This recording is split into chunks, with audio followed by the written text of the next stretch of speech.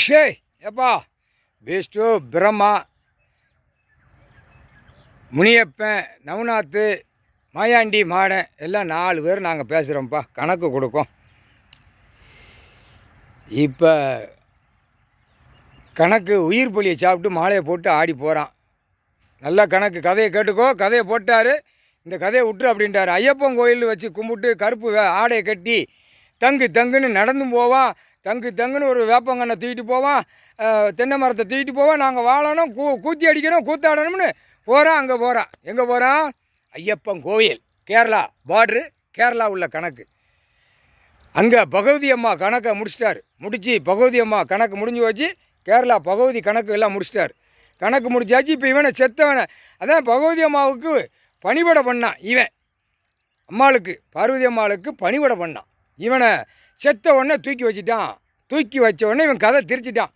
இது சிவனுக்கும் விஷ்ணுவுக்கும் பிறந்தவன் உளுந்தான் வச்சான், நாங்கள் தூக்கி ஆடுதோம்னு ஆடுதான். முட்டா பேல மன்னராட்சியில் ஆண்டதுடா. முட்டா பேல மன்னராட்சியில் ஆண்டு அவனை கும்பிட்டுட்டு வர மானிட பிறவி செத்தவனை போன. இப்போ ஐயப்பன் கோயில் உள்ளே உட்காந்துக்கோப்பா, நடைய திறப்பான், நல்லா பளிச்சுன்னு காட்டிடு.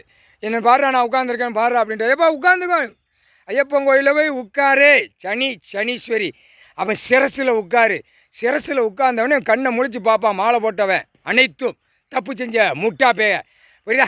புரிஞ்சிக்கோப்பா, புரிஞ்சு நடப்பா, நீ புரிஞ்சிக்கோப்பா. அடுத்தாப்புல நடைய திறந்தவொடனே அங்கேருந்து ஆசீர்வாதம். 8 நாட்டு சனீஸ்வரி இந்த மாலை போட்டு வர்றவனுக்கு ஆசீர்வாதம் கொடுத்துருவியான். அப்போ என்ன நடக்கும்? அவன் வீட்டில் கூத்தல் அடிக்கும், மாலை கீழே இறங்கும், தாலி கீழே இறங்கும், கண்ணீர் கூத்தலமாக போகும். அவன் பொண்டாட்டி புள்ள தேரில் இழுத்து தெருவில் கொண்டு போய் 6 அடி குழியில் எரிக்க விட்டுருவார். முக்கால் சத்தியம். விவசாயம் பண்ணிக்கோ, உயிர் வாழ்றதுக்கு சாப்பாடு கொடுத்துருக்கேன், பூமியில் வேலை பார்த்து சாப்பிட்டு போடா அப்படின்ட்டார். 2ஆம் நம்பரை திருச்சி ஓடுதான். மாலையை போட்டவொடனே நான் 10,000 கோடி இடம் வாங்கிடலாமா, மாலையை தங்க நகையை கழுத்தில் பொண்டாட்டிக்கு மாட்டிடலாமா, பொண்டாட்டிக்கு நடுவில் திணிச்சு விட்டு பேப்பரு நகையை வெள்ளி கிள்ளி வீடு வாசல் கட்டி திணிச்சிடலாமான்னு ஓடுதான் சில பேர் என்ன சொல்லுதான், ஐயா எனக்கு கல்யாணமே முடிய மாட்டேங்கி, ஏன்னா மாலை போட்டு வரேன், இந்த வருஷம் எனக்கு கல்யாணம் முடிச்சு கொடுங்கன்னு ஓட போகிறான். ஏலே முட்டா பேல காமுட்டா பேல அறிவு கொடுத்தாரு. அந்த அறிவு இல்லாமல் இருக்கான்.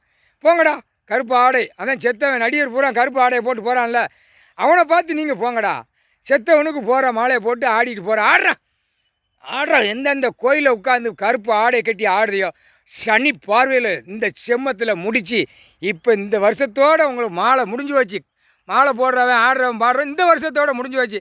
அதுக்கப்புறம் தண்ணியில் போகிறானோ, நிலநடுக்கிறது போகிறானோ, எதில் போகிறானோ, ஐயோ போட்டோம் மாலை போட்டவன் பூரா மோரையை பாருப்பா, மோரையை பாரு, முகரையை பாரு.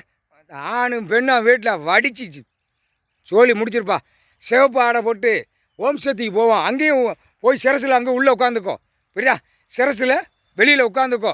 அங்கே உள்ளது அம்மா கிடையாது. அவனா தூக்கி வச்சு தேய்ச்சி அங்கே உள்ள எல்லாவனையும் பாருங்கள், நான் ஓம் சக்தி வச்சுருக்கேன்னு கதை ஆடுதான். அங்கே அவன் ஓம் சக்தி அவன் குடும்பம் அவன் வீட்டு உள்ளே போய் உட்காந்து அவனை ஆட்டி விட்டு, மண்டையில் மூளை இல்லாமல் இருப்பான் ஒருத்தன், மண்டையில் மூளை இல்லாமல் இருப்பான், வழுக்கையாக இருப்பான்.